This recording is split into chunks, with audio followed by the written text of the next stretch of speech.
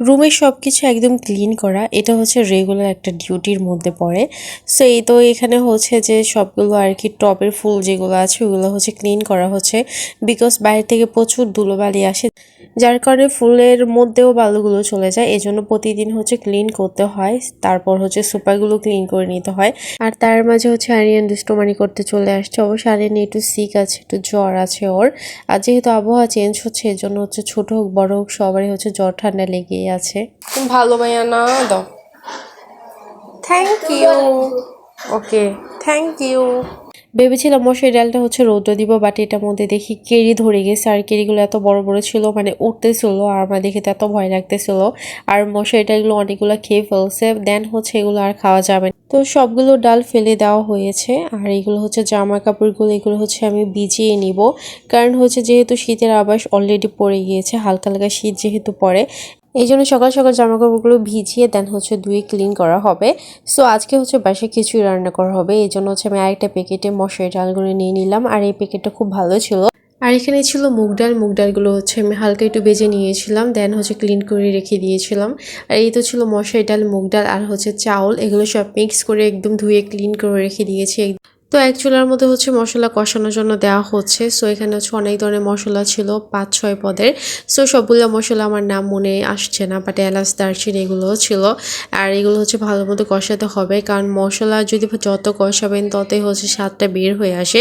তো লাস্টে হচ্ছে জিরা ফাঁকি এগুলো দিচ্ছিল।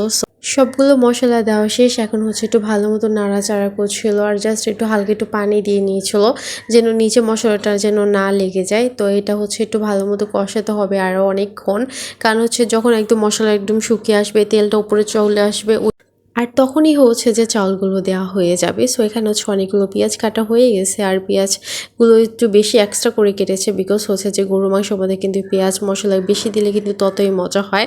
আর আজকে গরু মাংসটা কিন্তু হাতে মাখিয়ে আর কি বসানো হবে, সো এই জন্য একটু পেঁয়াজটা একটু বেশি লাগবে। আর এখানে হচ্ছে আলু কেটে নিয়েছিল, আর গরু মাংসের মধ্যে আলু দিলে তা হচ্ছে খিচুড়ির সাথে খেলে জাস্ট ইয়ামি। আর এখানে গরু মাংস পিস পিস করে কাটা অলরেডি হয়ে গেছে।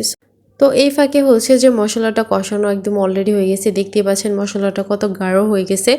এখন হচ্ছে চাউল আর ডাল এগুলো সবগুলো দিয়ে দিচ্ছি, আর এগুলো একটু মিক্স করে নাড়াচাড়া করে দেন হচ্ছে গরম পানিটা দিয়ে দিচ্ছে। আর আপনারা কিন্তু চাইলে ঠান্ডা পানির বদলে গরম পানিটা ব্যবহার করতে পারেন, এটা হচ্ছে খিচুড়ি বা পোলাও বা বিরিয়ানির জন্য আর কি আমার থেকে মনে হয় সঠিক। তো এখানে দেওয়া শেষ, একটু নাড়াচাড়া করে দেন হচ্ছে এখন এটা ঢেকে দিবে। তো এখন হচ্ছে গরু মাংস মাখানো হবে। তো এখানে গরু মাংসের মধ্যে অনেকগুলো হচ্ছে পেঁয়াজ দেওয়া হচ্ছে, আর পেঁয়াজ আপনি যত দিবেন ততই কিন্তু গরু মাংসের স্বাদটা আরও বেড়ে যায়। তো এখানে হচ্ছে আদা বাটা আর হচ্ছে রসুন বাটা, এটা পরিমাণ মতো করে আপনি দিতে পারেন, বাট মাখানোর ক্ষেত্রে একটু মশলাগুলো আপনাকে একটু বেশিই দিতে হবে। তো এখানে পরিমাণ মতো আর কি হলুদ গুঁড়ো দিচ্ছে আর হচ্ছে মরিচ গুঁড়ো। তো আপনারা যদি ঝাল কম খান তাহলে মরিচ গুঁড়ো কম দিতে পারেন, আমরা যেহেতু মোটামুটি ঝাল খাই এই জন্য একটু গুঁড়ো মরিচটা একটু বেশিই দিচ্ছিলাম আমরা।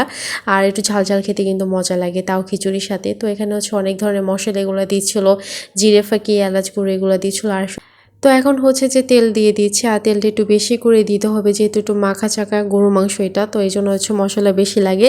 তো সবচেয়ে ইম্পর্টেন্ট কাজ হচ্ছে মাখানো, কারণ গরু মাংসের মধ্যে প্রত্যেকটার মধ্যে হচ্ছে আপনার মশলা যেতে হবে, তাহলে কিন্তু আপনার ফ্লেভারটা বা সেই স্বাদটা কিন্তু আপনার ফিল পাবেন। কারণ মশলাগুলো যদি ভিতরে না যায় তাহলে সেই টেস্টটা ফিরে আসে না। জাস্ট হালকা একটু পানি দিয়ে দিচ্ছি, আর কষানোর পর কিন্তু এমনিতে অলরেডি পানি আসে, এই জন্য বেশি পানি দেওয়া দরকার নেই। এখন হচ্ছে এটা বসাই দিছে। তো গরু মাংস বসানোর পরে দেখি খিচুড়িটা অলরেডি বলক চলে আসছে। তারপর অনেকক্ষণ পরে এসে দেখি যে গরু মাংসের গ্রানটা আর দেখতে এত ভালো লাগতেছিল। আর ওই যে বললাম কষানোর সময় পানি উঠে যায়, দেখেন কতগুলো পানি উঠে গেছে। এগুলো একটু ভালো মতো নাড়াচাড়া করে পরে আবার ঢেকে দিয়েছিলাম, দেন হচ্ছে ভালো মতো কষানো শেষে এখন পরিমাণ মতো পানি দিয়ে দিচ্ছি। আর পানির পরিমাণটা একটু বেশি দেওয়া হয়েছে, কারণ যেহেতু খিচুড়ির সাথে খাবে, তো খিচুড়ির মধ্যে কিন্তু একটু ঝুলঝুল না হলে কিন্তু ভালো লাগে না। তো এই তো আমি হচ্ছে একটু খিচুড়িটাও একটু নাড়াচাড়া করে দিচ্ছিলাম।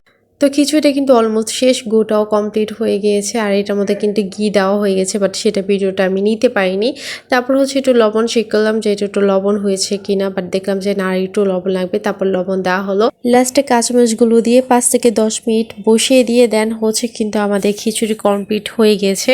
আর এখান দিয়ে কিন্তু গরু মাংসটাও কিন্তু কমপ্লিট, দেখতে পাচ্ছেন কত লোভনীয় লাগছিল।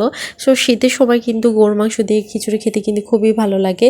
কার কার পছন্দ এই শীতের সময় গরু মাংস দিয়ে খিচুড়ি অবশ্যই কমেন্ট করে জানাবেন।